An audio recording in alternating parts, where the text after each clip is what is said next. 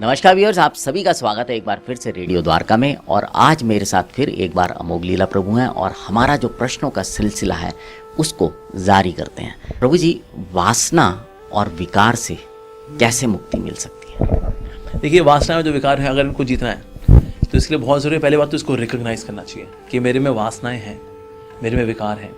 अक्सर लोग ना इसको अच्छा मानते, कहते हैं भाई लस्ट होगी तो भी तो एंजॉय करेंगे, लस्ट नहीं होगी तो एंजॉय कैसे करेंगे अपन लोग, तो इसलिए लस्ट होनी ज़रूरी है। पर एक्चुअली देखिए, जितने लोग लस्टी होते हैं, लस्टफुल होते हैं, ऐसे लोग बहुत बेचैन रहते हैं, राइट। और इसमें क्या है कि जब आपकी जवानी है तो होता है यू आर हैविंग क्रेविंग, लेकिन अगर वो सप्लाई नहीं आ रही ना तो आप बेचैन हो जाएंगे। और अगर मान लो आपके पास चीज़ें तो हैं, राइट, और वो सारी व्यवस्था वगैरह है और वो विषय वस्तु भी है, लेकिन अगर वो इच्छा नहीं है, अगर तो लगेगा यार इच्छा नहीं हो रही, यार वो इच्छा आ रही तो कितना अच्छा रहता। तो कभी कभी व्यक्ति इस इल्यूजन में जीता है कि ना having lustful desire is good for me, तो मज़ा होगा। लेकिन उसकी वजह से होता है क्या है, the lust makes the person absolutely uncontrolled. बीमारियाँ आती हैं। अब देखिए, ये जो एड्स की बीमारी है, HIV, भला ये ह्यूमन सिविलाइजेशन में कैसे आया? So as per junior science refresher they made a very detail case study की भला ये ह्यूमन सिविलाइजेशन में कैसे आया HIV। तो कुछ समय पहले तो नहीं था, ये कैसा है एक्चुअली, ये जो वाइल्ड लाइफ में जो गोरिल्लास वगैरह होते हैं इनमें होता है। So there was one wildlife photographer, he was from USA। वो गया अफ्रीका में उसने शूटिंग की यहाँ वहाँ। अब अपनी पत्नी तो लेके गया नहीं था, तो उसकी शारीरिक इच्छाएं भी हैं, तो उसने एक बेबी गोरिल्ला के साथ फिजिकल कर लिया कि भाई इसको ये था रेजिस्ट भी नहीं करेगा और अपनी इच्छा पूरी कर लूँगा, इस तरह से कर लिया उसने। तामसिक व्यक्ति है। अब इसके अंदर ये वायरस आ गया। अब जो व्यक्ति इतना लस्टफुल है कि किसी पशु के साथ भी कर ले, तो निश्चित रूप से प्रोस्टिट्यूट, फिर कुछ भी नहीं उसके लिए। तो ये वापस जब पहुंचा USA, तो वहाँ पर फिर इसने प्रोस्टिट्यूट के साथ संग किया। तो अब इसने उन लोगों को वायरस दिया इस तरह से, जहाँ जहाँ गया, जिस प्रोस्टिट्यूट के पास गया, वहाँ उसने ये लो वायरस दिया। अब जिसने उस प्रोस्टिट्यूट का संग किया, फिर ये उनको वायरस मिला इस प्रकार से। और फिर वो लोग फिर वहाँ के कहीं और ट्रैवल कर रहे थे, फिर जिस प्रोस्टिट्यूट के पास वो लोग पहुंचे, इस तरह से चेन रिएक्शन हुई। तो इस प्रकार से HIV जो है, it entered into human civilization.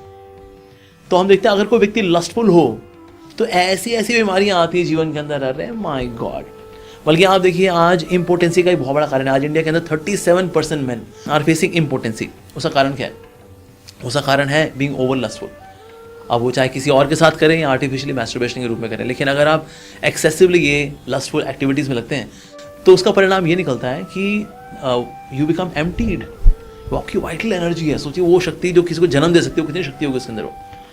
तो इससे बीमारियां लगती हैं, इम्पोर्टेंसी आती है। ऑफकोर्स उसमें लाइफस्टाइल भी है, खाना पीना भी खराब है, मोबाइल फ़ोन को जेब में रखना, उससे भी दिक्कत होती है, बिकॉज रेडिएशन से इम्पोर्टेंसी आती है, इरेक्टाइल डिस्फंक्शन वगैरह ये सब होता है।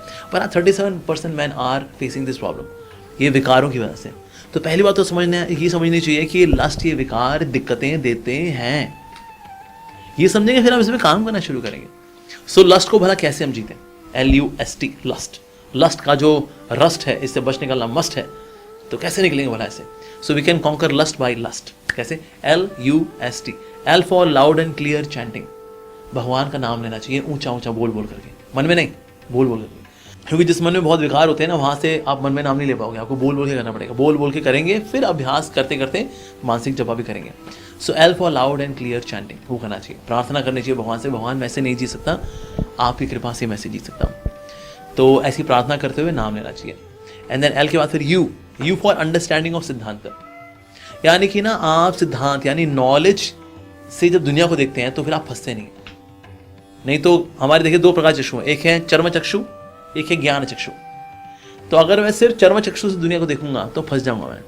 नैणों की मत माणियो रे, नैणों की मत सुनियो, नैना डस लेंगे, नैना फंसा देंगे जी आपको। तो आपको चाहिए जी ज्ञान चक्षु। ज्ञान चक्षु से वी सी थिंग्स एज यार का, अरे भैया प्यार और कुछ नहीं है, ये लस्ट है और कुछ नहीं है, इन्फैचुएशन है, मूर्खता में नहीं पढ़ना चाहिए, फोकस करना चाहिए मेरे को पढ़ाई लिखाई पे, विद्या पे। सिद्धांत होता है ना, सिद्धांत में व्यक्ति चीज़ों को राइटली देखता है, तो आंखें फंसाती नहीं आपको, बिकॉज आप चर्म चक्षु यानी बायोलॉजिकल आई से नहीं देखते, आप ज्ञान चक्षु से देखते हैं, उससे आप विकारों से बचते हैं। ठीक है जी। So U for understanding of siddhant. S for sadhu sangam. साधु संतों का संग करने से बहुत फर्क पड़ता है, हमारी इच्छाएं बदलती हैं, हमारे वैल्यू सिस्टम बदलते हैं। जैसे हमारे इस्कॉन के अंदर एक कल्चर है that we call ladies as mata ji. तो not even behen ji is second class, first class is mata जी।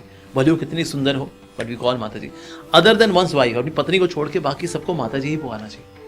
ये आउट ऑफ रिस्पेक्ट है, एक्चुअली अब ये जब इस तरह से अगर कोई व्यक्ति किसी को देख भी ले, अगर नहीं बोल दे माता जी, अरे यार माता जी बोल रहा हूँ और मैं क्या सोच रहा हूँ शह, पर ये जो कल्चर है, ये साधु संघ है बेसिकली, इससे बहुत फर्क पड़ता है। In case you see some nicely practising गृहस्थ, जैसे आपके यहाँ पर प्रशांत मोहन प्रभु आते हैं, इतने अच्छे गृहस्थ साधु हैं वास्तव में देखा जाए तो गृहस्थी में रह कर क्या कोई व्यक्ति को नियमित रह सकता है? बिल्कुल रह सकता है जी। So is a very good example actually. तो इस प्रकार से साधु संतों का संग करना चाहिए। कोई वैरागी हो, कोई सन्यासी हो, ब्रह्मचारी हो, यार ये भी इच्छाओं को जीत ली है यार लोगों ने, दवा यार, इससे बहुत फर्क पड़ता है साधु संग। And then T for tolerate, बीच में जब भी प्रोवोकेशन आए उसको टॉलरेट करना चाहिए बाय प्रेयर्स।